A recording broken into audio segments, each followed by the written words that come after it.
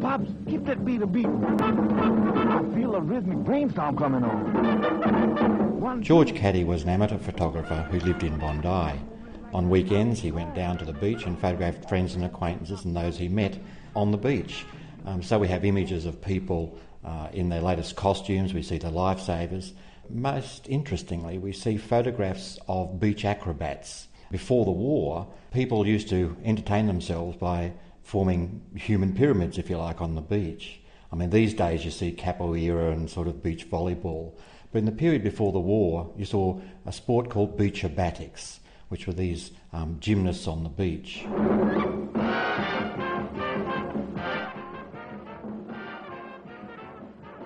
Instantly I realised these were great photographs and needed wider circulation. They showed us something we'd never seen before. Beachobatics has died out, and this shows us a period of Sydney culture and Sydney life that no longer exists.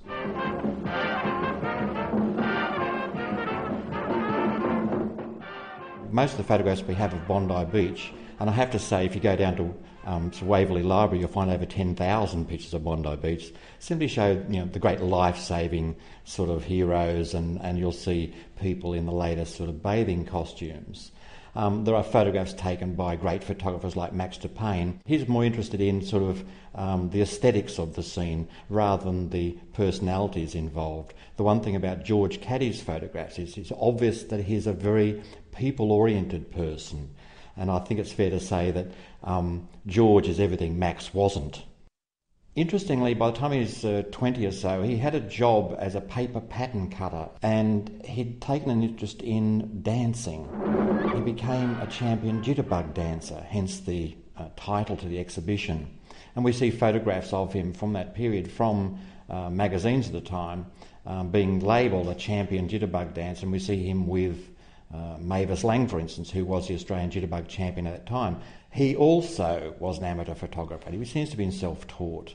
And of most interest to us was that when he was 15, he was entering the Australasian Photographic Review's monthly photographic contest and winning. In 1930, in fact, he'd won the junior section, and the senior section was a bit tougher because young 19-year-old Max de Payne of Ashfield came third. So there is a connection between the two. For instance, there's a wonderful photograph of a man standing on top of the sunbaker, if you like, and it's actually taken the same year as Max de Payne's photograph. It's quite astonishing when you compare the two.